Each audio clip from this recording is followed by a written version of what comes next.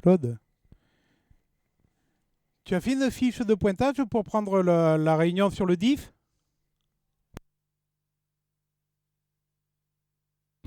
Ah ben c'est une formation, il faut la prendre en compte. Nathalie Delapierre s'est renseignée, il paraît que c'est pas nécessaire, que ça ne fait pas partie et que c'est pas la peine.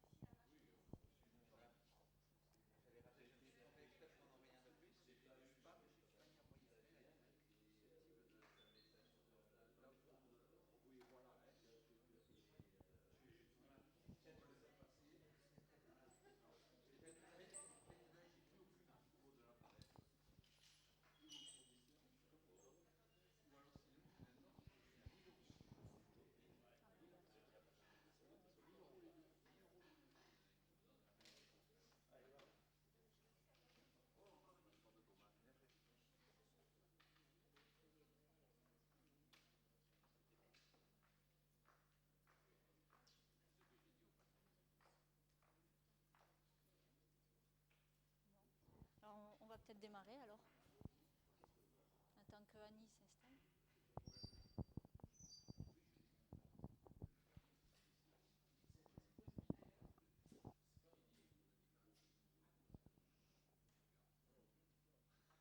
Ok.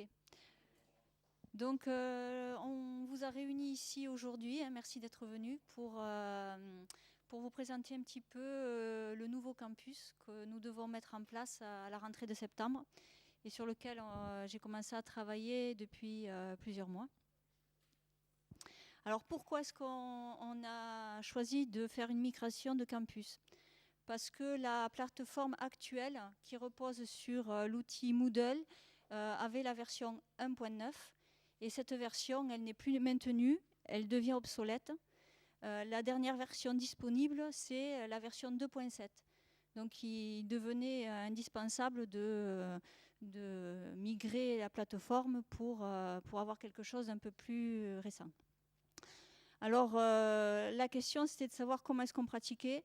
Dans certaines écoles, il y a eu des moulinettes de migration qui ont pris leur campus actuel, l'ont retravaillé et l'ont transformé en campus plus récent. La seule chose, c'est que bon, ça prenait du temps et moi, j'étais pas très sûre du résultat final. Est-ce qu'il n'y aurait pas des problèmes en faisant ça de manière complètement automatique ? Des choses qui ne se récupéraient pas bien et dont on ne se rendait pas compte. Bon. Ça, c'était le premier point. Le deuxième point, c'est que le campus actuel contient beaucoup d'informations. Certaines ne sont plus du tout d'actualité. Il n'y a pas eu de ménage de fait pendant longtemps, on va dire. Et je trouvais que ce n'était pas utile de reprendre toutes ces informations qui n'étaient plus d'actualité et qu'il fallait faire du ménage dans la plateforme. Donc on a décidé de repartir d'un Moodle 2.6, puisque en mars c'était la dernière version, vide, et de ne reprendre que les informations qui étaient pertinentes. Cela a aussi permis de restructurer les informations, parce qu'à force, tout était un peu mélangé, on ne savait plus où trouver l'information, où la ranger. Donc c'était l'occasion de réfléchir à ça, de se demander comment on allait ranger les informations. Alors je vous ai mis en dessous un petit schéma pour... bon, certains connaissent, mais d'autres peut-être ne connaissent pas cette façon de fonctionner, pour leur faire comprendre un petit peu comment est structuré Campus. Donc on a le site. Dans ce site, on crée des catégories, donc des grandes boîtes. En dessous, donc des sous-catégories, donc des boîtes dans les grandes boîtes.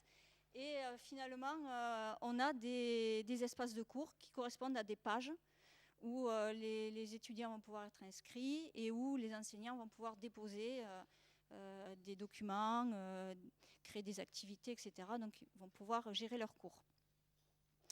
Donc, un point qui était intéressant, c'est qu'il était possible de restaurer des sauvegardes d'un espace Moodle 1.9, donc notre campus actuel, dans la nouvelle version. Donc c'est comme ça que j'ai procédé pour la récupération des données. J'ai fait des sauvegardes dans le campus actuel et j'ai restauré dans le nouveau. Donc voici la structure qui a été finalement adoptée après, on va dire, 2 réunions entre l'équipe du CIL et l'ADE. Et d'autres utilisateurs. Il y avait aussi des personnes de CMC. Et donc, on a défini une structure qui est la suivante. Donc, un espace commun aux formations, une catégorie ingénieur généraliste, des catégories par département, donc ce sont des sous-catégories. Donc, voilà. Donc, en gras, vous avez les catégories. En dessous, les sous-catégories et le nombre d'espaces de cours que moi j'ai récupérés qui sont rangés dans toutes ces catégories ou sous-catégories. Donc la plupart des cours existants et qui étaient encore d'actualité, j'ai récupéré. Mais je n'ai récupéré que les données qui étaient présentes sur la page. Parce que dans certains espaces, l'ancien système permettait de stocker des fichiers. Donc il y avait des fichiers qui étaient stockés, mais qui n'étaient pas référencés sur la page. Donc je me suis dit que cela... ma foi, c'était peut-être pas nécessaire de les récupérer. Je n'ai pas pu récupérer les devoirs. Il y a eu un problème au niveau des devoirs. Et je n'ai pas pu récupérer le contenu des forums, c'est-à-dire tous les messages qui ont été postés dans les forums.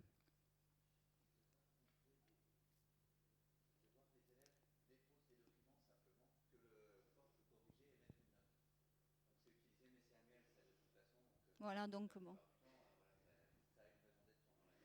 Par contre, pour...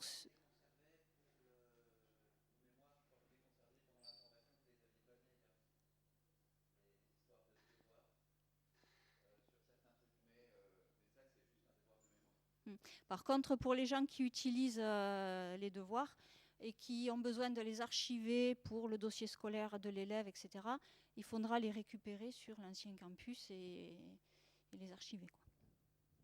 Voilà. Alors à ce propos, oui, Jean-Samuel ?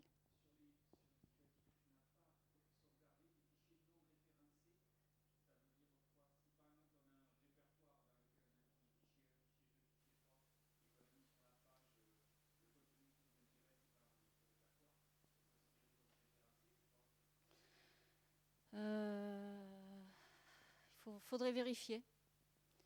Faudrait vérifier parce que là, si c'est un dossier que tu as mis sur la page, le dossier a été récupéré. Si c'est un fichier, a priori c'est plutôt le fichier. Donc bon, on avait suggéré que l'ancien campus soit accessible pendant un an pour que les personnes puissent récupérer des informations qui n'auraient pas été récupérées et qui ont besoin d'être récupérées. Ah ben ça, il faut voir avec Jean-Paul, je pense que oui. Pas de problème. Il n'y a aucun problème là-dessus, simplement, depuis la page de garde, il y aura sans doute, depuis la page de garde de l'ancien campus, ben on va aller flécher vers celui-là. Donc il faudra retourner un peu, enfin, on s'arrangera pour que les gens ne tombent pas par erreur sur l'ancien campus trop facilement. L'idée, c'est bien qu'on bascule sur le nouveau à partir de la rentrée. Voilà. Voilà, c'est plutôt comme ça. Oui, on peut faire comme ça. Juste une petite remarque. On enregistre la conférence d'aujourd'hui pour que les personnes qui n'ont pas pu venir puissent suivre la présentation. Donc si vous avez des remarques, des questions, ça serait bien qu'on le fasse dans le micro pour que derrière, les personnes qui vont regarder la vidéo arrivent à comprendre. Je t'en laisse un, et puis t'en mettre un par là. Essayez d'utiliser le micro. Ils sont ouverts tous les deux. Donc un autre point, c'est la navigation, parce que bon, dans les critiques qui étaient faites pour l'ancien campus, il y avait des critiques concernant la navigation, on ne s'y retrouve pas, on ne trouve pas nos billes, etc. Donc la nouvelle version là permettait de créer un menu déroulant en haut. Donc on a créé un menu déroulant qui va permettre de s'y retrouver un peu mieux, et donc on a mis ressources communes, ingénieur généraliste, ingénieur par apprentissage, formation spécialisée. On a parlé aussi de portail thématique lors de la réunion, portail mathématiques, portail management et entrepreneuriat. Il peut y en avoir d'autres. Moi, je pensais par exemple portail langue. Bon, pour l'instant, il n'y a qu'un cours au niveau des langues, c'est anglais. Donc, on peut créer des portails qui vont regrouper un ensemble de cours et qui vont permettre de retrouver des espaces de cours par thème. Et puis un dernier grand menu, ce sont les espaces collaboratifs. Donc on a différencié les espaces pour les enseignants, des gens qui veulent échanger sur une unité d'enseignement, qui veulent travailler ensemble, etc. Et les espaces pour les étudiants, donc je pense à Imagine, par exemple. Radio Ding Dong, deux, trois Voilà. trucs comme ça, quoi. Ils aiment bien avoir leurs ça. espaces sur campus, donc c'est bien, là ils les retrouvent. Voilà. Donc après, au niveau de la navigation, on a un bloc, un bloc ici, navigation, et en cliquant sur ma page, les élèves doivent voir tous les cours auxquels ils sont inscrits. Alors ça, je ne l'ai pas trop testé, parce que moi, je n'ai pas le profil étudiant sur campus, mais bon, normalement, ils doivent voir tous les cours auxquels ils sont inscrits.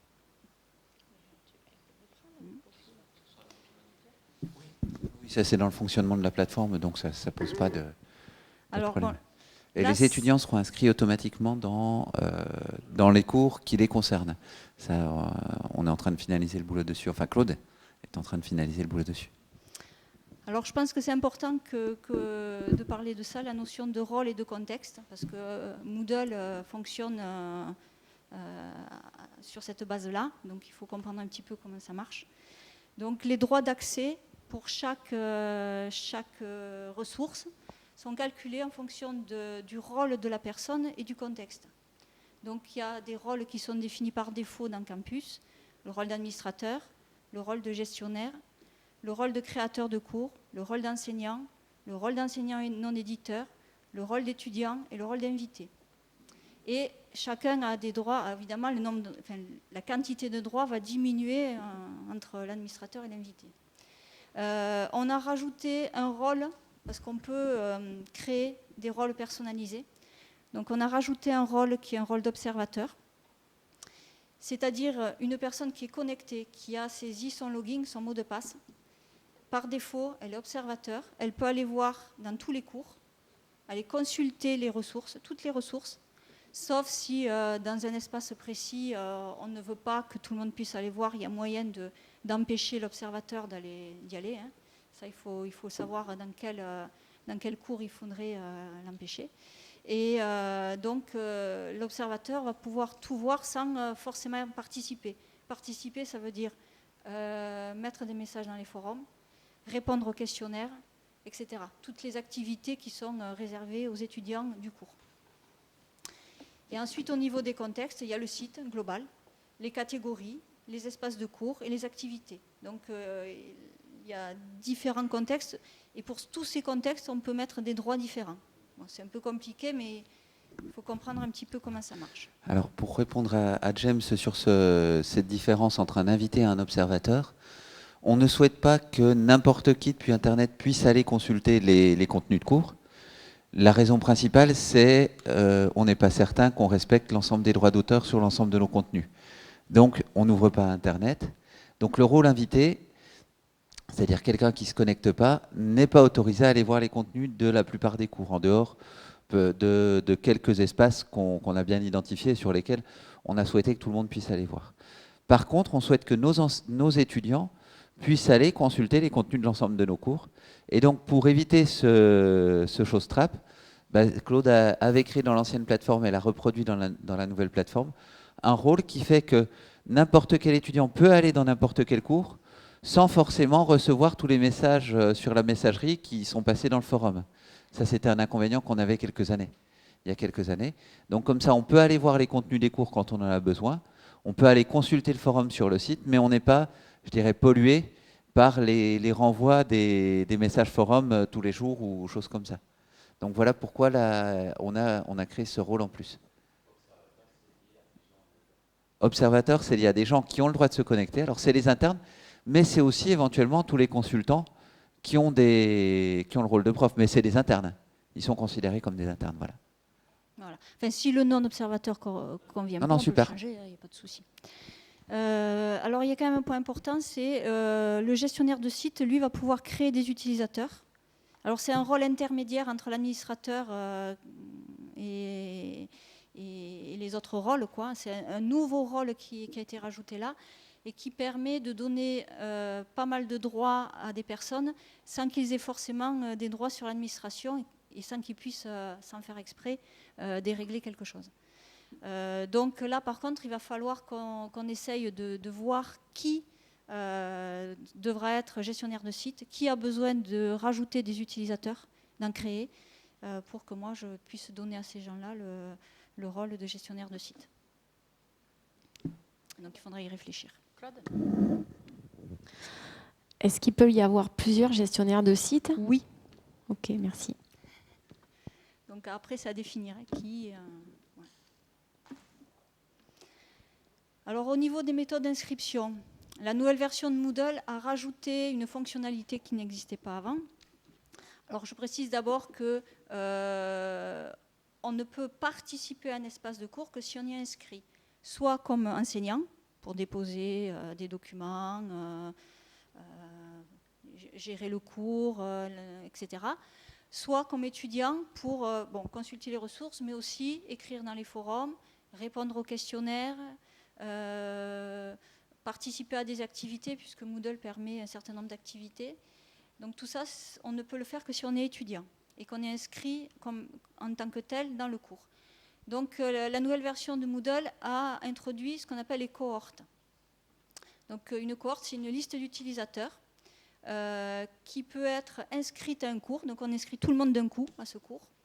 Et il y a possibilité de la synchroniser. C'est-à-dire que dès qu'on rajoute quelqu'un dans la cohorte, il va se rajouter dans les cours où la cohorte est inscrite.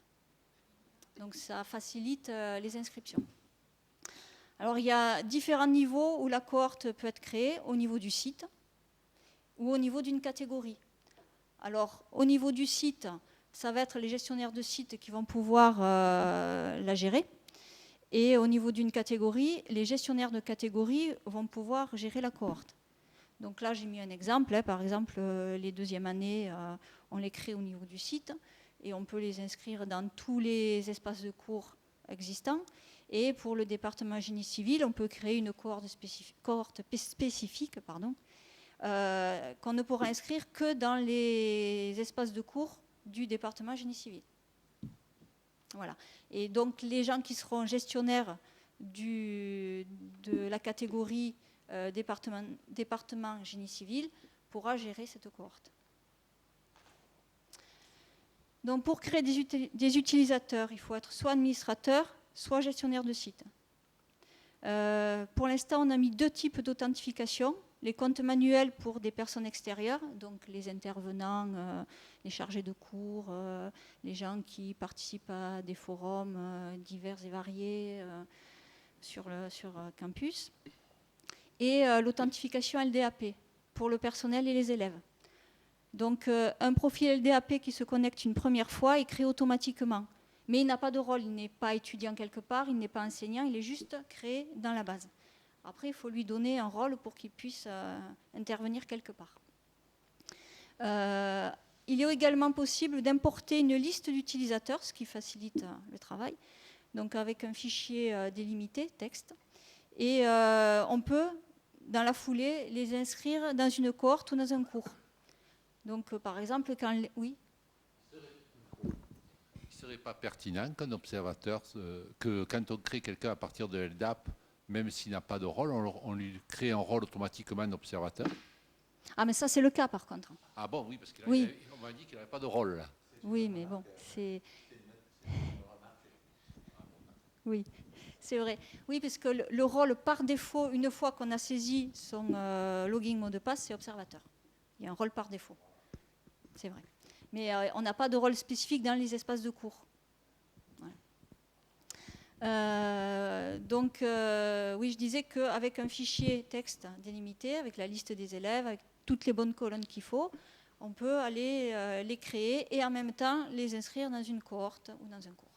On peut aussi mettre à jour de la même manière, c'est possible. Il y a des cases à cocher, etc. Et on peut mettre à jour les données de cette façon.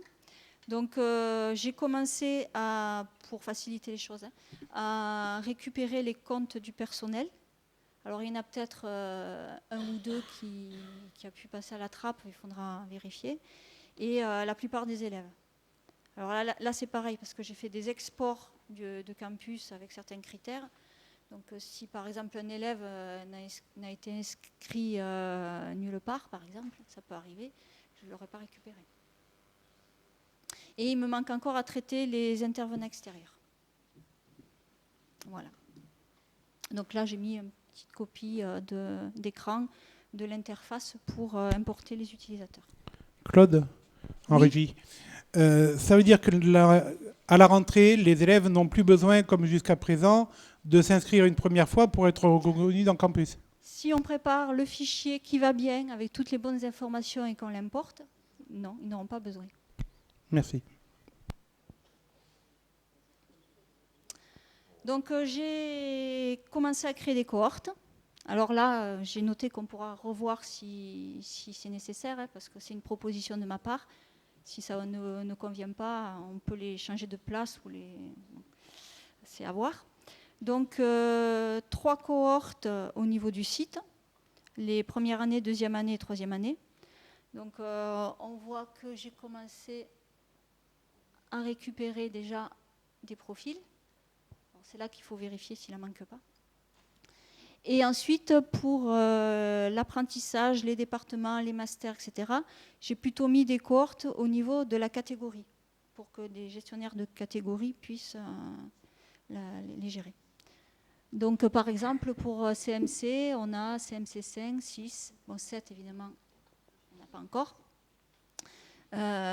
Et pour génie civil, j'ai vu qu'il y avait ingénierie de la construction et bâtiment énergie. Donc j'ai fait des cohortes séparées. Claude, Oui. sur CMC 5 et CMC 6, qui sont normalement et respectivement à 32 et 27, il y a les 10 2A GCBE. Oui. Donc tu trouves 0 dans ta cohorte 2A GCBE. Et en fait, tu veux qu'on te donne les noms des 10 qui sont... Non, je crois que c'est bon, je les ai. C'est bon? Ouais. Mais en 2A, mais les 2A, je ne les ai pas encore. J'ai que ceux qui étaient en 2A l'année dernière et donc qui passeront en 3A. À la rentrée, qui seront en 3A voilà. GCBE. Ben, c'est ça, je les ai normalement déjà mis oui. en Ils 3A. sont 10. Ils sont 10. En BE? Pas 9. Ah, ben il doit m'en manquer. Il t'en manque un. Donc voilà, il y a des petits ajustements comme ça à faire. Il faut vérifier que tout le monde y soit et ajuster.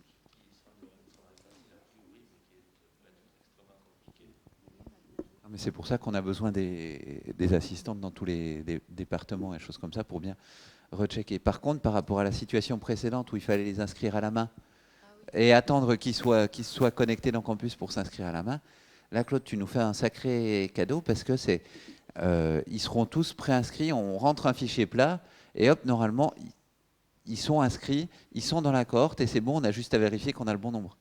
Donc on gagne un temps fantastique.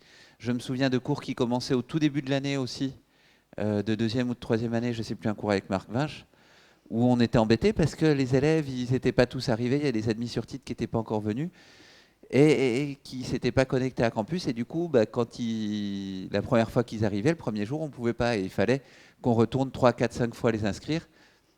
Là, un fichier plat, ils sont préinscrits. Au moment où ils se connectent, ils sont déjà dans la bonne cohorte, ils accèdent déjà au cours. Et ils peuvent répondre au truc directement. Donc là, normalement, on gagne un sacré truc. On gagnera un sacré truc à partir du moment où tous les fichiers sources là seront bien à jour, parfaits, avec tout le monde, quoi, tous les cas de figure possibles, inimaginables, poursuite d'études, retour de césure, retour de ci, retour de mi. Donc là, mais bon, c'est super. Enfin, il faut vraiment que là, on soit extrêmement strict pour que, effectivement, quand ça arrive là, c'est tout parfait. Et une fois que c'est fait, on est tranquille avec nos listes et nos comptages. Sachant qu'on peut toujours rajouter celui qu'on a oublié après coup, hein. Heureusement. Normalement, il ne faut pas faire, mais bon, on se connaît. Si, parce qu'il y en a, il y a des admis qui arrivent après les autres. Tout ce que je veux dire, c'est que tout ce qu'on peut faire avant, strictement et bien, c'est mieux. Ah, c'est super. Mais...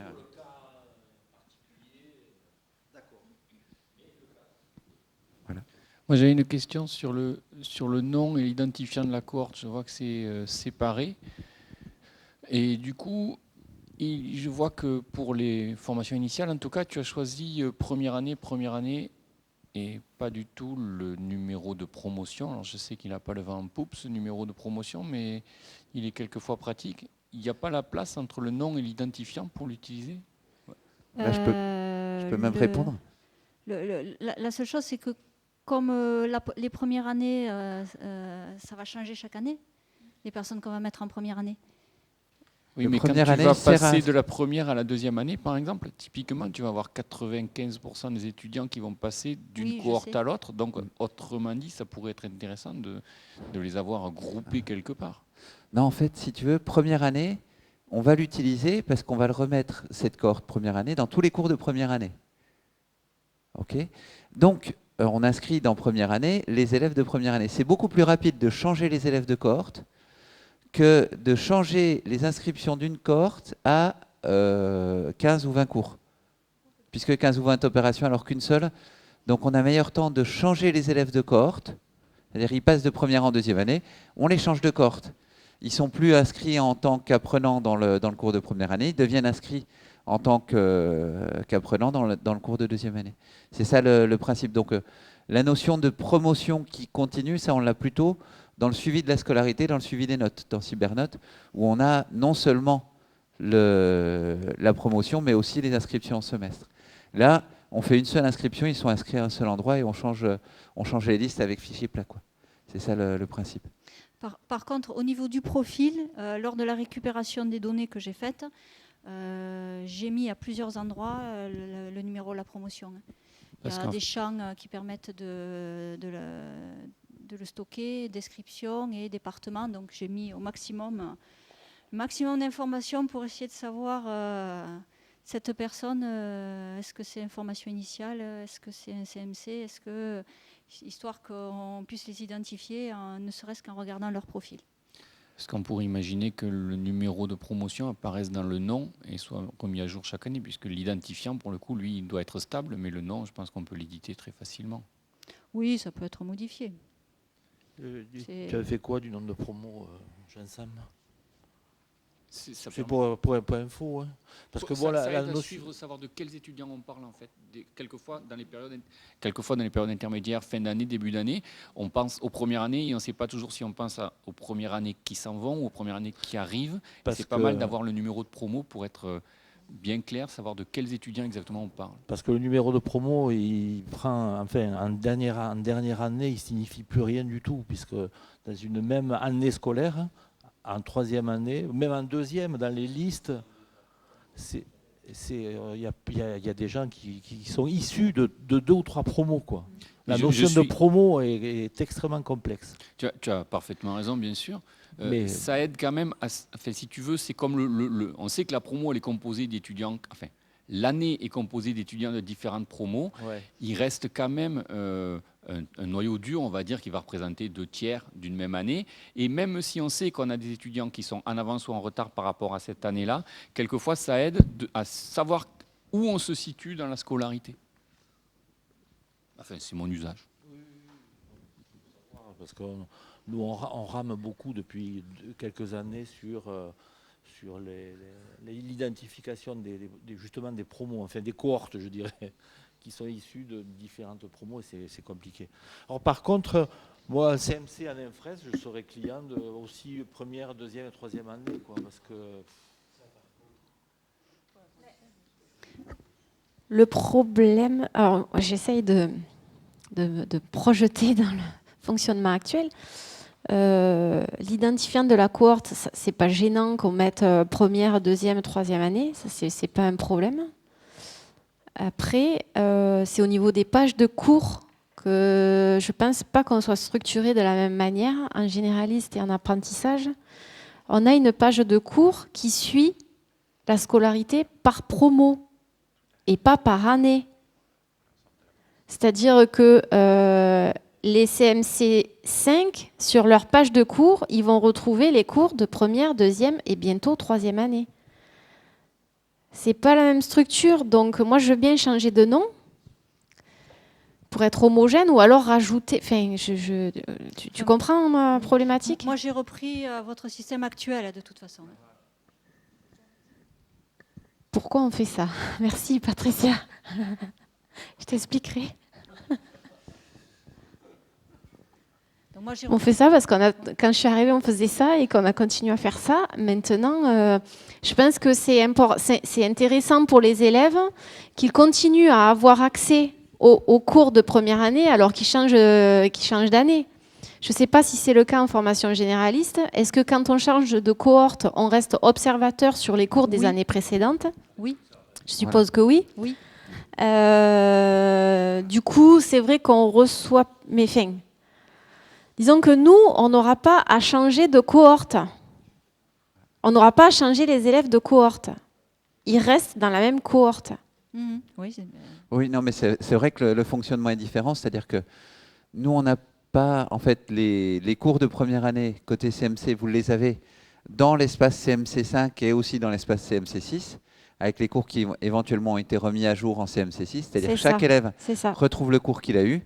C'est ça. En formation initiale, on n'a pas ce type de fonctionnement, c'est-à-dire que chaque cours, quand il est remis à jour, il est remis à jour, c'est-à-dire que les élèves qui ont eu les cours de première année il y a 2 ans, ils pourront retourner dans les espaces de cours de première année, mais ces espaces de cours auront été remis à jour. Oui. Donc C'est un fonctionnement différent. le dispositif, il permet de gérer les deux fonctionnements. Je pense que c'est pas, de toute façon, ça peut être des réflexions qu'on mène par ailleurs. Mais pour l'instant, Claude, toi, tu as repris notre mode de fonctionnement, et c'est vrai qu'on en a 2 différents suivant qu'on se trouve en CMC ou en formation initiale. Et Donc, pour on a répondre à la repris- question de Patricia, on n'a pas remis ça en question pour le moment. Peut-être qu'on le fera, mais on n'a pas réfléchi là-dessus pour faire évoluer. Et pour le moment, on est resté sur le système qui fonctionnait à ce jour. On a revu la structure globale, mais après, moi, je ne vais pas aller voir ce que chacun met dans son espace et lui dire il faut faire comme ci ou comme ça. Chacun, après, gère son espace. Claude.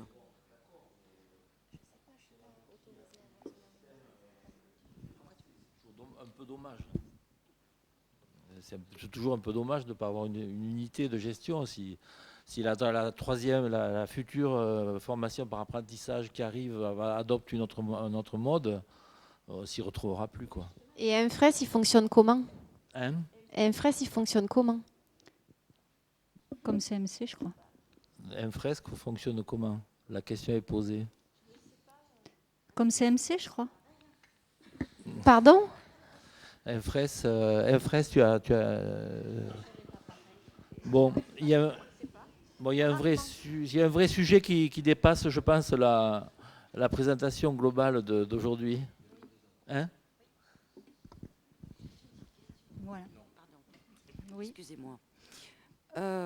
Pour les élèves qui sont en finalisation de cursus, parce que moi, c'est les effectifs qui m'intéressent, ils vont remonter automatiquement en 3e année?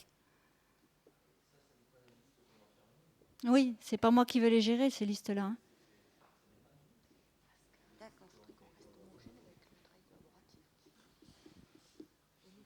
Ok. Voilà. Il faudra les inscrire en 3A s'ils ont des cours de 3A à faire. S'ils ont des projets de fin d'études juste et qui ne sont pas en cours, là, on peut les sortir. Mais ce n'est pas le lieu pour regarder ça. Après, on peut aussi créer des cohortes pour les cas spéciaux. Hein. C'est possible aussi. Hein. Ouais.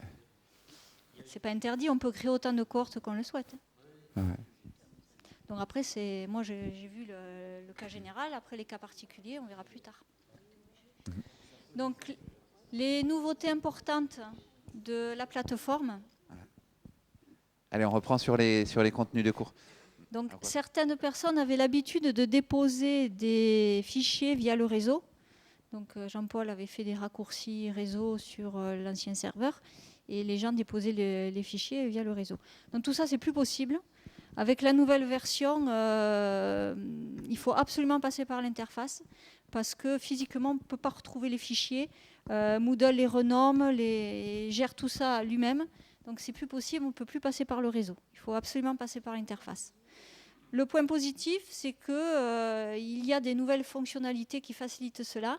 Il y a des fonctionnalités de glisser-déposer. Donc on ouvre la page, on le met en mode édition, on verra tout à l'heure comment. On ouvre son explorateur Windows, on prend le ou les fichiers qu'on veut déposer, on les fait juste glisser, on les lâche au bon endroit. Donc là par exemple, il y a une zone qui apparaît ici, ajouter ici le fichier et on fait glisser et on le dépose là et il est affiché sur la page. Donc là c'est beaucoup plus facile que dans l'ancienne version. Donc, quelle est la taille autorisée et le type de fichier autorisé? Type de fichier, je crois pas. Oui, je crois que c'est à peu près tout. Hein, des vidéos, des images, des PDF, des PowerPoint. Il n'y a pas vraiment de restrictions. De toute façon, les types, c'est une bonne question, hein, Jean-Claude. Si on veut rajouter une typologie de fichier différente parce qu'il apparaît un nouveau type, en fait, ce n'est pas dans le paramétrage de Moodle. C'est dans le paramétrage du serveur web qu'on va rajouter le fait que le serveur web reconnaisse ce nouveau type de fichier. Ça nous est arrivé auparavant.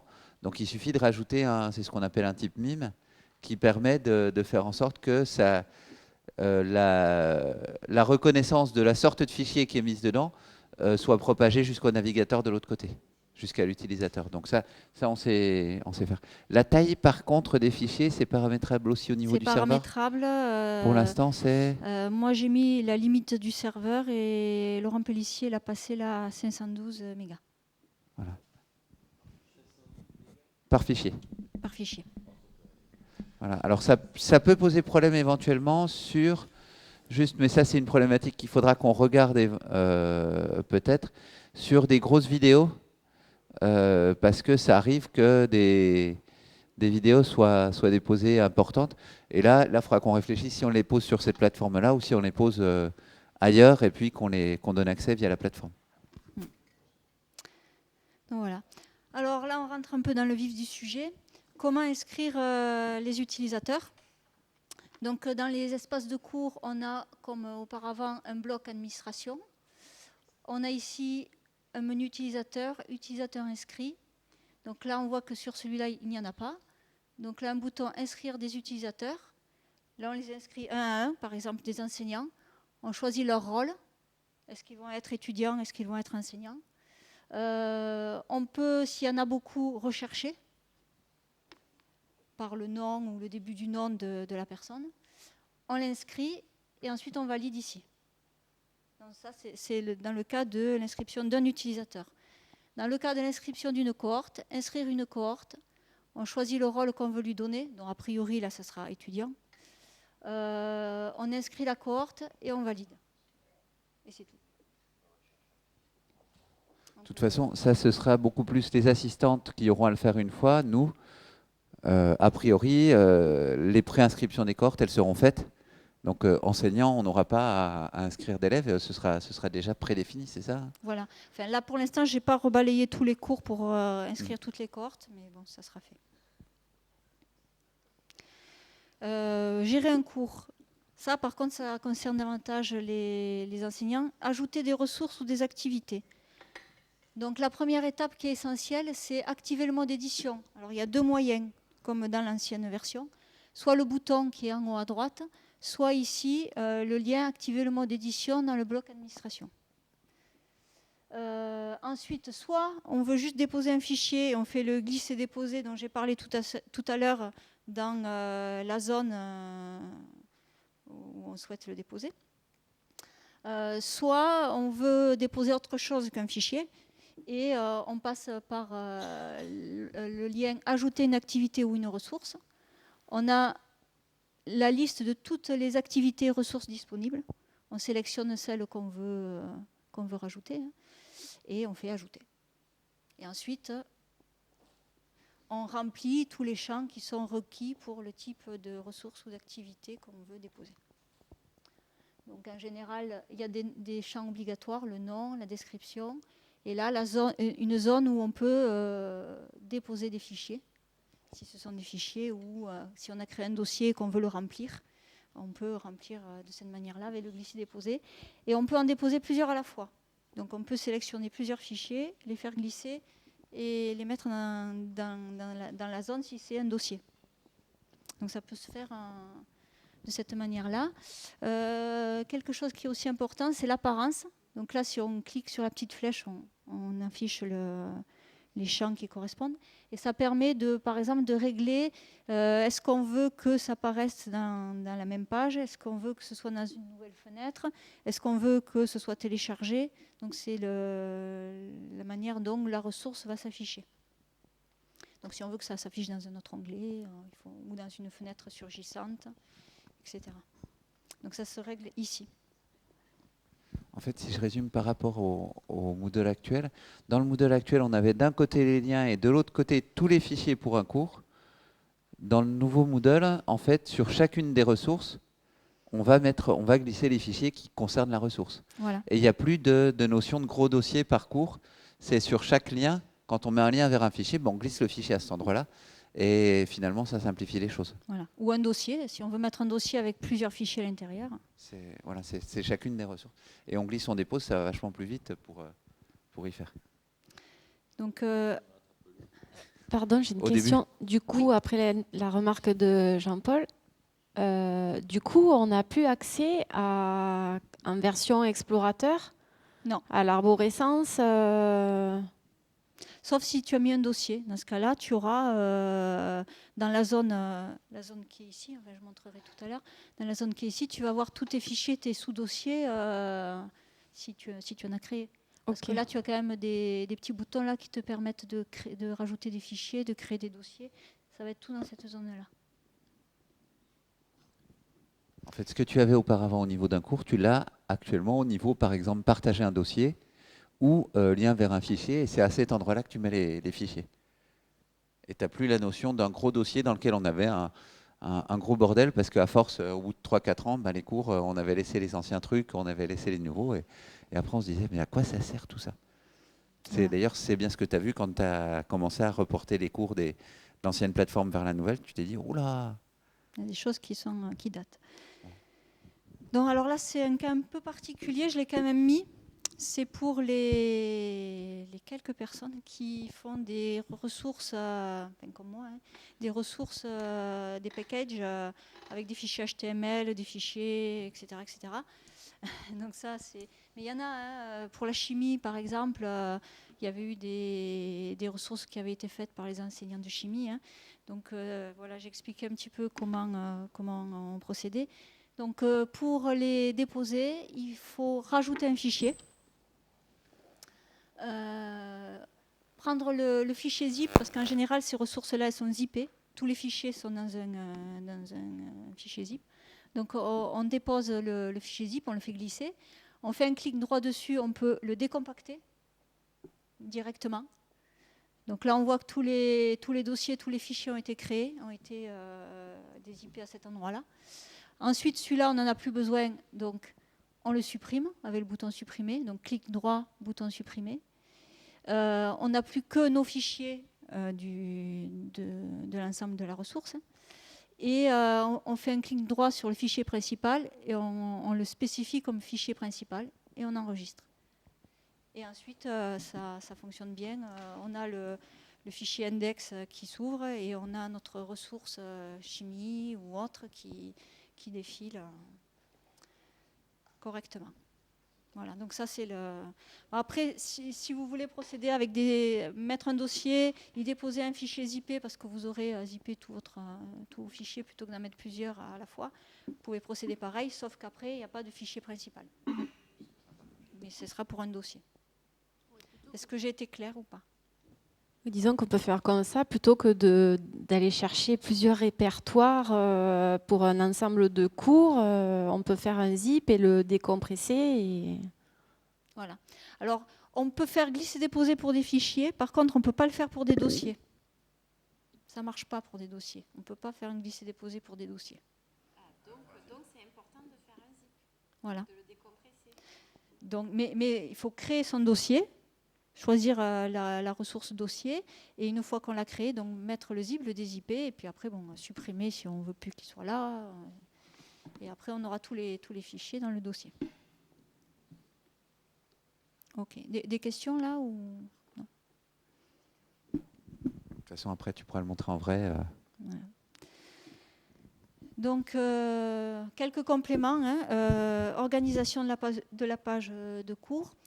Donc, toujours dans le menu administration, on a les paramètres qui permettent de définir les paramètres et l'apparence du cours. Donc, est-ce qu'on le cache ou est-ce qu'on ne le cache pas? Quel est le résumé? Ici, on a au niveau du format, est-ce que c'est des sections thématiques? Combien on en met? Alors, par défaut, quand on crée un cours, il y en a 5. Donc, il faut venir ici pour diminuer ou augmenter ce nombre de sections. Donc, tout ça, c'est les paramétrages généraux du cours. Donc ensuite, quand on active le mode édition, on a comme dans la version actuelle des petites icônes qui apparaissent. Donc celle-là, c'est pour modifier le résumé de la section.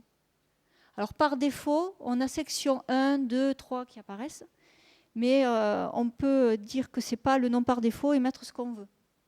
Ça, vous le verrez quand vous le ferez. et mettre un descriptif. Ensuite, cette petite icône-là, ça permet de déplacer. Donc autrefois, on disait oh, je veux déplacer, et ensuite on choisissait la zone. Là, on prend avec la souris et on le fait glisser jusqu'à l'endroit où on veut le mettre. Le petit crayon là, c'est pour modifier juste le titre. Et ensuite, là, on a un menu déroulant quand on clique sur modifier avec les paramètres de l'activité ou de la ressource, déplacer à droite, cacher, dupliquer. Donc on peut copier quelque chose qu'on a déjà mis. Et attribuer des rôles spécifiques sur la ressource ou la supprimer. L'éditeur de texte. Donc, dans les zones de saisie, on a souvent un éditeur de texte HTML que j'ai repris ici. Et ce qu'il faut savoir, c'est qu'en cliquant sur ce petit bouton-là, on a des menus supplémentaires qui apparaissent. Donc, on peut justifier, centrer, surligner, changer la couleur, etc. Donc, c'est ici qu'on peut la voir. Et là, en étirant ici, on peut agrandir la fenêtre. Voilà. Claude ? Oui. Est-ce que ça fonctionne sur tous les moteurs Internet ? Alors, parce qu'à l'heure actuelle, il y a une différence entre Internet Explorer et oui, Mozilla, par exemple. Il y a aussi une différence. Alors, ce que moi j'ai constaté, c'est que quand c'était requis, le champ était requis, qu'on était obligé de le saisir, et qu'ensuite on enregistrait, avec Internet Explorer, j'étais obligée de valider 2 fois. La première fois, il ne trouve pas que ça a été saisi. Je ne sais pas pourquoi. Et avec Firefox, ça ne le fait pas. C'est ce que j'ai remarqué déjà sur la version actuelle. Oui, mais de toute façon, la version actuelle était plus compatible avec les navigateurs, les évolutions de navigateurs. Ce qui fait que ces fonctionnalités-là, on les avait perdues là. Normalement, vu qu'on sera en version, on va suivre les versions actuelles. Donc ça va marcher avec le maximum de navigateurs. Par contre, je n'ai pas encore mis la 2.7. J'ai mis la 2.6.2. Avant de la mettre, il faut que je la teste.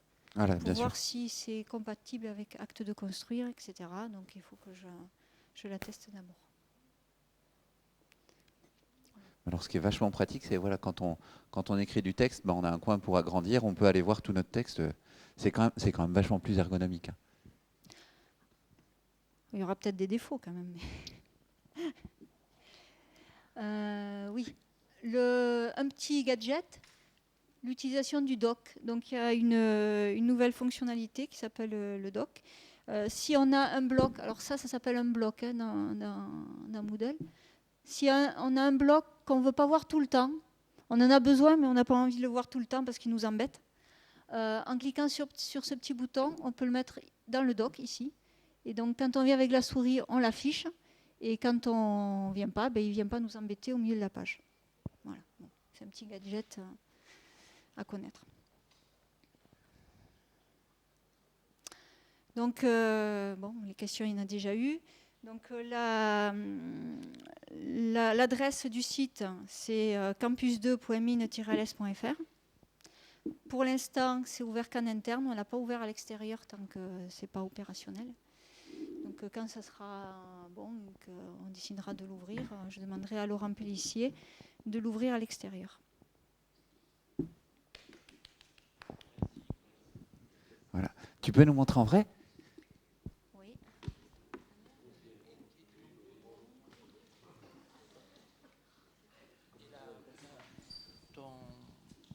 Ton PPT, tu peux nous le passer ? Donc voilà à quoi ça ressemble. Alors pour le look, j'ai mis une charte graphique que je trouvais simple, qui laissait beaucoup de place pour les espaces de cours, qui n'y ait pas des choses qui mangent toute la place, de manière à ce qu'on puisse voir bien les informations. Et j'ai revu un petit peu les couleurs, j'ai mis le logo de l'école. Bon, après, les goûts, les couleurs, ça peut ne pas plaire à tout le monde. Donc, j'ai mis aussi quelques images pour égayer un petit peu la page d'accueil. Donc là aussi, J'ai pris les images qui étaient... Si, l'idée derrière tout ça, c'est qu'on demande aux élèves, au travers d'Imagine, de refaire de faire l'ergonomie comme eux, ils ont envie, de tester auprès des élèves et de choisir, comme ça, ce sera leur choix à eux. Et normalement, ça devrait...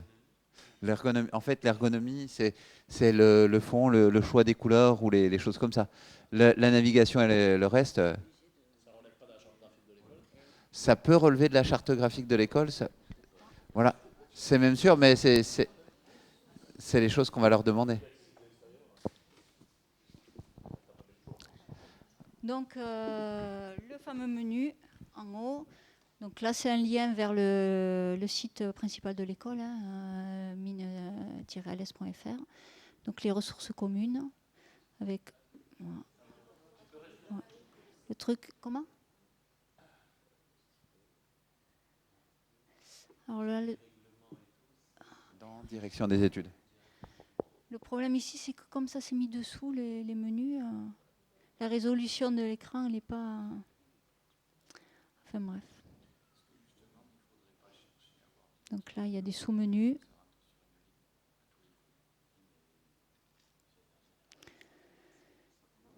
Formation spécialisée. Voilà. Alors là aussi, pour l'instant, j'ai affiché ça sur la page une fois qu'on est connecté. On peut ne pas l'afficher. C'est bien. Dans l'ancien campus, on ne l'affichait pas. Donc c'est à voir. Est-ce qu'on affiche cette liste ou pas? Ou est-ce que le menu est suffisant? Ce qui avait été fait pour répondre à des remarques de Pascal Cisana, c'est les emplois du temps ne sont affichés qu'une fois qu'on est connecté. Voilà. L'accès aux emplois du temps. Mais qu'on peut docker sur le côté comme les autres. Donc, qu'est-ce qu'on pourrait aller voir?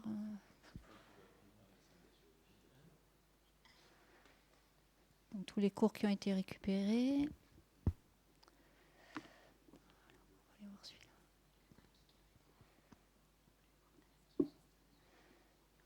Donc là, pour l'instant, je n'ai pas encore inscrit. Donc, si je voulais les inscrire ici, il n'y a que les enseignants qui ont été inscrits. Donc, inscrire une cohorte. Première année. Voilà. Donc, si je viens sur participants. Ah oui, mais il n'y a aucun pas d'élèves en première année. En première année. Puisqu'on les aura qu'en les a pas septembre. encore mis. Et pour remettre une ressource, Pour remettre une ressource, je ne vais pas le faire là parce que sinon je vais mettre la panique. sinon tu les mets dans le cours. Alors oui, le logo là permet de retourner à l'accueil. Hein. C'est un petit truc. On a aussi de toute façon la ligne là de navigation, mais bon, le logo permet de retourner à l'accueil. On va venir ici.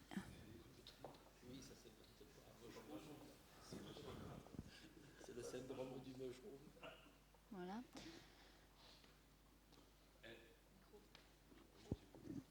Activer.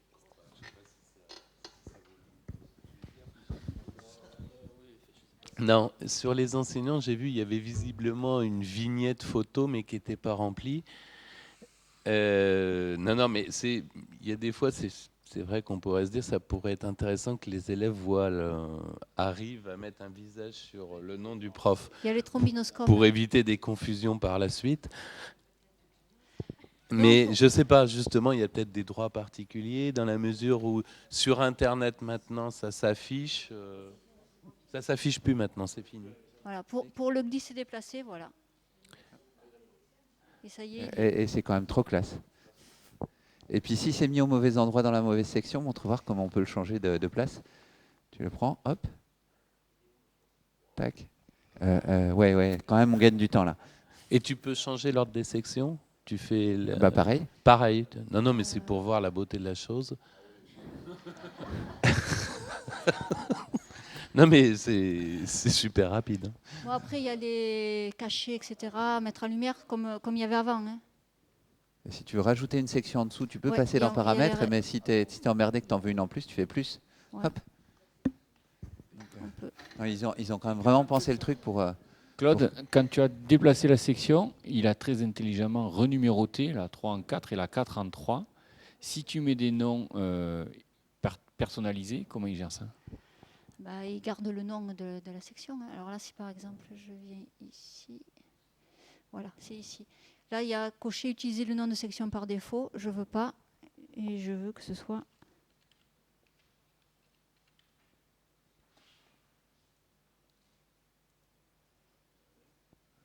Voilà. Alors Donc la là, première, il a changé. si on la glisse, et quand on la glisse, ici, on a le menu des sections. Donc si on a mis des noms spécifiques à chaque section, on a notre menu ici pour accéder à chaque section. Ouais. Pourquoi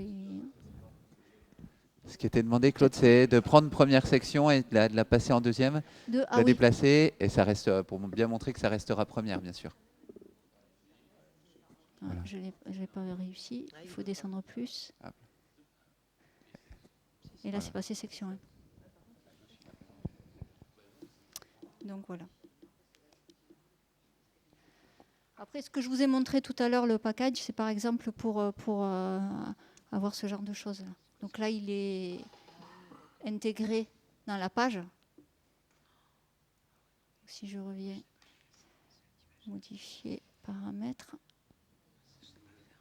C'est le cas d'un site web avec, en fait, quand on a plusieurs pages web qu'on veut glisser dans un lien, on les a toutes glissées au travers d'un zip. Ah, là, il rame un peu, non, c'est bon. Voilà, donc là, c'est tous mes fichiers, et c'est là l'apparence. Si c'est automatique, je le veux dans une fenêtre surgissante.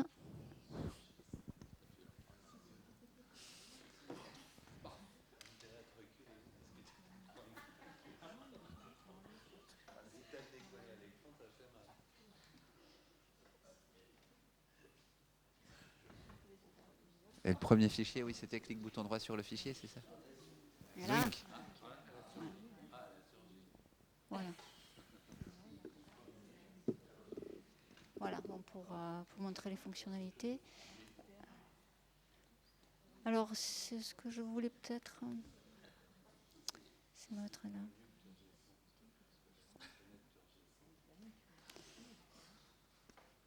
Voilà. Donc, comme je n'avais pas pu récupérer les interventions dans le forum, et que pour cet espace de cours-là, Eurocode, il y avait le souhait de regarder quand même certaines informations, j'ai utilisé ce qu'on appelle une base de données pour faire un genre de FAQ avec tous les sujets qui me semblent intéressants. Donc, on peut l'avoir en mode fiche. Bon, mais je suis en... Ça, c'est parce que je suis en... Tu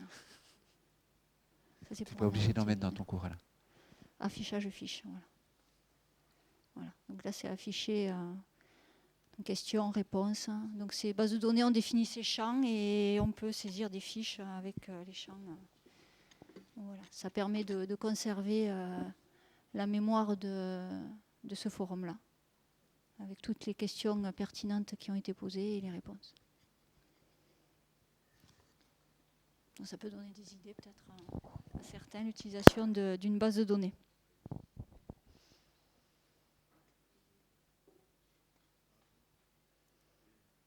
Voilà. Comme avant, en fait. Oui, dans un cours, tu rajoutes. Alors attends. Non, c'est pas ça.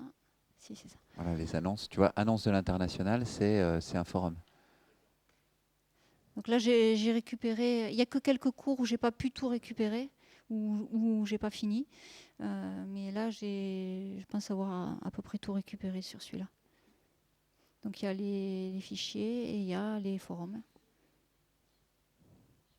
Et ajouter une discussion, ça marche comme l'ancien en fait là-dessus.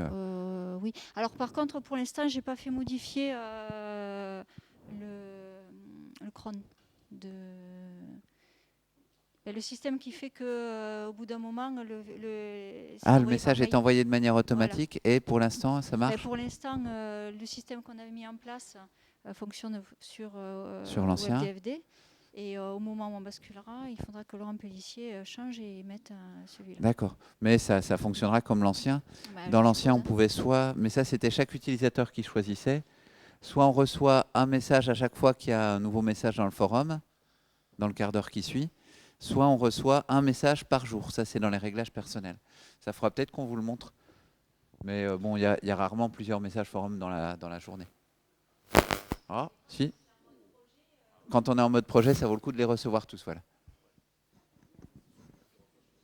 Alors, s'il y a des liens avec Cybernote côté élève qu'on a remis, qu'on a maintenu, c'est depuis la page de garde en fait. Ça apparaît même chose une fois qu'on est connecté. Tu vois, résultats scolaires en ligne. Tu cliques là et dès que ça va arriver, ça va se rerouter dessus. Alors, l'étudiant, il doit ressaisir son mot de passe, mais... Il met un peu de temps. Après, est-ce qu'on y a accès depuis Si, non, mais c'est le réseau, il est pourri au niveau des amphis, voilà. Voilà. Si, Claude Guillardi, il faut qu'elle remette son mot de passe et après elle est Voilà. connectée sur le... Mais elle n'a pas de note. Mais pour l'instant, tu n'existes pas, voilà. Voilà. Par contre, au niveau des emplois du temps, Ouais. il était très pratique pour un chargé de cours ou un extérieur ou n'importe qui arrivait. Il se connectait, il démarrait son PC, il avait systématiquement les emplois du temps qui apparaissaient sans être authentifié, ce qui lui permettait de vérifier que ce n'était pas trompé de salle, d'horaire, etc. Là, on n'a plus accès si on ne s'est pas authentifié auparavant. Donc, Alors, je pense aux extérieurs et je pense à moi quand on doit vérifier que je suis dans une salle, que l'autre est prise, etc. S'il faut que je m'authentifie à chaque fois, c'est assez problématique. Ouais. Je suis d'accord, je suis tout à fait d'accord avec Jean-Claude. Ça, c'était une recommandation de Pascal Cisana qui disait au niveau du droit, bah, on affiche des noms de personnes sur des trucs. Ce qui évitait qu'on soit spammé sur Internet en fonction du nom de la personne, c'était le fait que c'est une applet Java. Donc c'est les Google ou autre chose comme ça, ils ne peuvent pas aller voir le contenu de nos emplois du temps. C'était une proposition de Pascal Cisana de ne plus le mettre dans accessible à tout le monde n'importe comment. Ça peut être une décision de l'école. De toute façon, Claude peut le modifier pour mettre accessible dès le début ou accessible qu'une fois qu'on est connecté. Ou accessible quand on est en interne à l'école, comme Emanette par exemple. Alors, en fait, tous les chargés de cours extérieurs n'ont pas forcément de compte sur campus. Truc tout bête. C'est-à-dire qu'un chargé de cours extérieur qui veut voir son emploi du temps, s'il n'a pas de compte sur campus, il ne peut pas. Le problème de Pascal Cisana, c'était de dire, bah, finalement, par exemple, si tu vas sur le petit onglet enseignant, une personne malveillante pourra aller regarder et savoir quand est-ce que l'enseignant est à court ou pas court. Bon. Le but étant de savoir, il n'a pas cours, il va être chez lui ou il va être à l'école, il va faire un trajet. Non, on ne sait pas. Voilà. Il a dit à sa femme qu'il était en cours, puis il n'était pas en cours. Non, je ne sais pas. Je sais pas. Ça...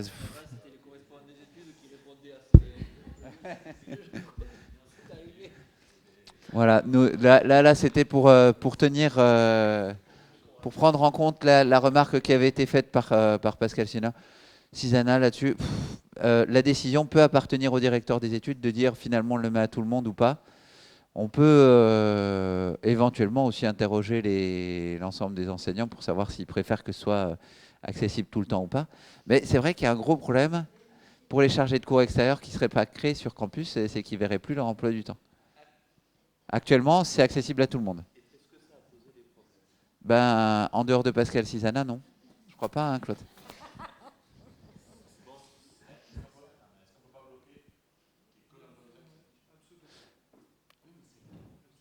Ah, est-ce que tu peux pas...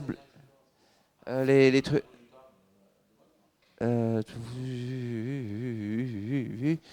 on pourrait, depuis la page de garde, faire des accès, mettre des accès pour tout le monde sur les emplois du temps par promo. Et auquel cas, ce serait une série de petits liens qui permettraient d'afficher, juste parce qu'on a la possibilité d'afficher un emploi du temps par promo. Bon, on peut. Ah, je sais pas, on n'en a pas réfléchi. Les étudiants ont fait un tas d'applis pour pouvoir consulter leurs emplois du temps par le biais de leur tablette ou de leur téléphone portable. Est-ce qu'il y a ce degré de protection sur les applis? Non. Hein, sur Android, Non, il n'y a aucune protection au niveau des applis. et tout le monde peut charger ses applis. D'accord. Ouais. Donc, il y a 10 000 barbelés là, mais dans l'autre cas, il n'y en a pas. D'accord. Sur l'appli, il faut être authentifié. C'est quand même. les mêmes protections quand on utilise une application Java, bien entendu. Soit les informations sont publiques et donc on peut y accéder sans s'identifier, soit les informations sont privées, nécessitent une identification et il faut s'identifier via l'application Android ou Apple de la même façon que sur la page web, bien sûr. Bon, après, c'est pas moi qui vais décider, hein, vous me direz. Moi, j'ai juste testé la Ouais. possibilité Tu as de le réussi à faire. réintégrer, ce qui est vachement bien. Voilà. La On possibilité peut, technique. ouais. Après, la décision, c'est pas moi qui la prends. Je peux faire, voilà. Je peux faire même, Claude, il n'y a pas de problème. Si on estime que finalement, il faudrait mettre juste le planning par promo en accès depuis la page de garde. Et une fois qu'on est authentifié, on a le panneau complet. Ça peut être modifié aussi. Ça, je peux refaire une autre appelette pour ça. Bon, on peut voir où on peut laisser comme c'est actuellement, c'est-à-dire accessible de tout le monde, chose qui n'a pas posé de problème en dehors de... J'ai testé l'appli sur Android. Ça fonctionne à l'heure actuelle sur smartphone. Est-ce qu'il y a un look spécifique qui est prévu quand même? Est-ce qu'il y a une mise en page spécifique pour les tablettes ou les smartphones? Non, j'y ai pas travaillé. D'accord. Ouais. Beaucoup de choses. Par contre, on ne voit pas les emplois du temps sur smartphone.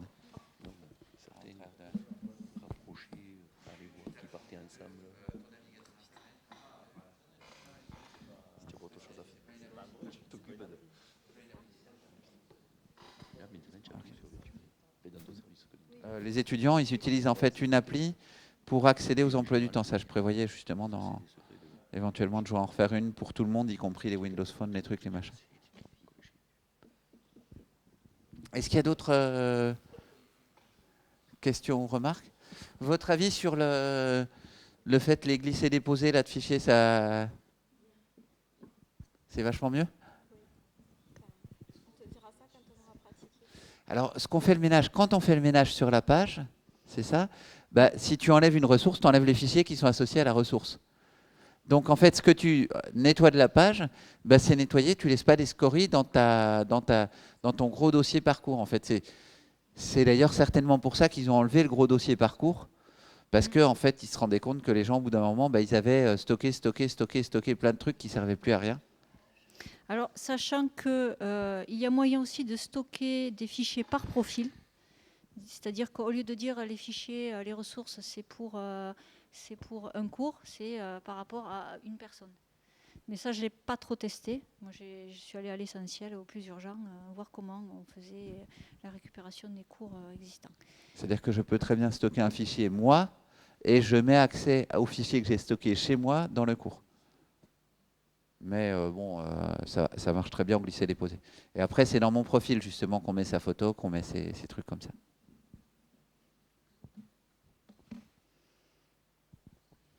Voilà. Ça va, on aura tenu le temps. Est-ce qu'il y a d'autres questions, d'autres remarques? Oui. Donc, j'ai vu pour cette partie-là, c'est très bien. Est-ce qu'il y a quelque chose de prévu au niveau des emplois du temps? Pour pour le renouveler un peu et l'améliorer, non? Alors, on prend les remarques. Là, c'est plus directement avec moi. Je prends les remarques s'il y en a, s'il y a des besoins spécifiques sur les emplois du temps. S'il faut en intégrer d'autres, oui. Avec ma disponibilité à moi qui est malheureusement pas énorme là-dessus, mais s'il y a des trucs bloquants sur les emplois du temps, pas de souci. Chose qu'on aura à faire au niveau des améliorations, on peut regarder.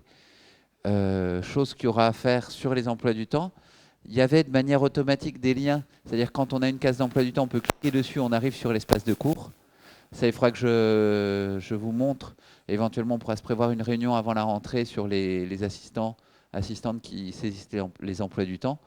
Comment faire pour remettre le lien sur le nouveau campus? Parce que quand on cliquera sur un cours, c'est quand même vachement pratique qu'on arrive dans la page de cours du nouveau campus. Et sinon, on se voit sur des choses si tu avais pensé à des trucs. Mais l'architecture, tout ça, elle ne peut pas changer comme là, un peu, qui soit un peu plus moderne. C'est-à-dire que ça... Alors, un peu plus moderne. Là, l'ergonomie des boutons, les choses comme ça? Oui, même pour la saisie, pour tout, quoi. Ah, C'est pas la même, c'est pas la même plateforme. C'est pas la même... le grand chantier au niveau IMT à l'heure actuelle, là on déborde un peu de campus, hein, mais au niveau de l'IMT, ils aimeraient bien qu'on repasse à 1 ou 2 grandes catégories de logiciels qui soient communs à l'ensemble des écoles. Donc on ne va pas, disons que la politique actuelle, c'est pas d'investir énormément sur l'outil d'emploi du temps. C'est vrai que les emplois du temps, ils ont été faits en 99. Hein. Alors ceci dit, ils ont été réaméliorés au fil de l'eau sur des choses, mais c'est vrai qu'on est resté sur quelque chose qui était en année 99.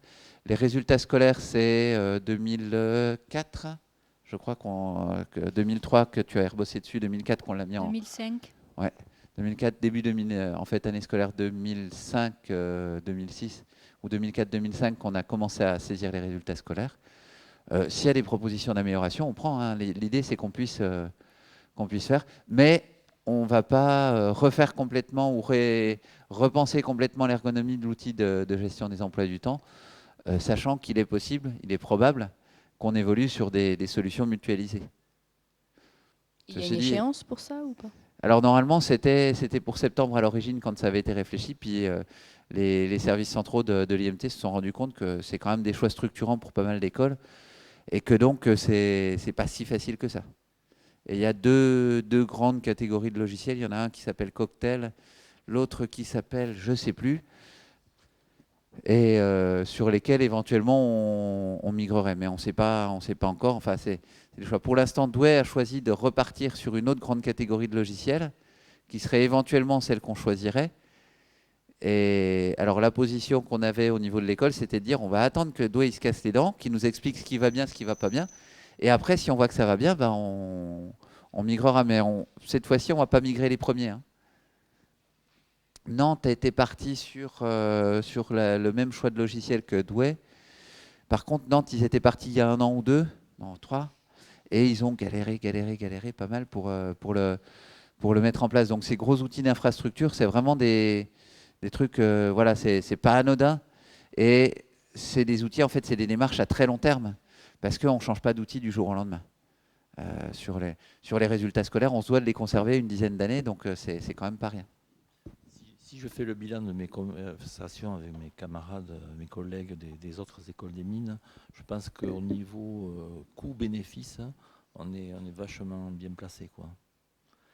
Parce que personne n'est vraiment très très satisfait de ce qu'ils ont. Et ils ont acheté des trucs hyper chers et ils ont beaucoup de mal à le faire. Donc ce qu'on a, c'est pas si mal. Même si c'est améliorable. Si tu as des améliorations sur les emplois du temps, on en parle. Si tu as des trucs, tu te dis, oh, putain, c'est con, j'aimerais bien avoir. Et si ça se trouve, ça me prend 2 heures de faire, d'avoir. La bascule campus, vous avez une date Pour la rentrée. Pour la rentrée. Donc ça risque de se faire mi-fin août, c'est ça la bascule. Le nouveau campus est déjà accessible, on peut déjà bosser dessus. Oui. Pour l'année prochaine, il faut bosser sur Campus 2. Ça veut dire qu'il faut définir les rôles des gestionnaires d'abord. Oui. Qui sera gestionnaire de site, qui sera gestionnaire de catégorie, ça serait bien de le définir. Hein. Sur nos cours, si. C'est un nouveau rôle, ça. Si, en fait. Si. Toi, tu étais sur les espaces de cours, donc tu as conservé ces droits-là. Tous les profs, tu les as remis en prof dans leurs espaces de cours. C'est au-dessus de ça, les assistantes qui créaient les espaces de cours, les personnes qui inscrivaient les élèves dans les cohortes, machin global, où ça, c'est à redéfinir, justement, là, on s'y attelle. Ça veut dire qu'on peut prendre la main à partir de maintenant sur Campus 2, sur nos espaces, ou il faut encore attendre un petit peu? Oui, si vous voulez déjà vérifier que ce qui a été récupéré est bon, est-ce qu'il manque des choses bon, oui, vous pouvez déjà On peut prendre la main. Ok. C'est bon? Et merci à tous. Et on peut applaudir Claude parce qu'elle a fait un sacré boulot. Hein. Merci beaucoup à Claude pour ce travail. Et puis la communication avec les enseignants d'aujourd'hui était très intéressante. Sur Android, c'est Emma Planning pour voir les emplois du temps. Emma Planning, Android. Fait par un élève de début de 2e année là.